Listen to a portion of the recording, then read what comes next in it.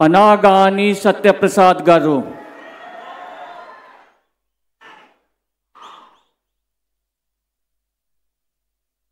నేను అనగాని సత్యప్రసాద్ అనే నేను శాసనం ద్వారా నిర్మితమైన భారత రాజ్యాంగం పట్ల నిజమైన విశ్వాసం విధేయత చూపుతానని, భారతదేశ సార్వభౌమాధికారాన్ని సమగ్రతను కాపాడుతానని, ఆంధ్రప్రదేశ్ రాష్ట్ర మంత్రిగా నా కర్తవ్యాలను శ్రద్ధతో అంతఃకరణ శుద్ధితో నిర్వహిస్తానని, భయం కానీ పక్షపాతం కానీ రాగద్వేషాలు కానీ లేకుండా రాజ్యాంగాన్ని శాసనాలని అనుసరించి ప్రజలందరికీ కూడా న్యాయం చేకూరుస్తానని దైవ సాక్షిగా ప్రమాణం చేస్తా ఉన్నాను.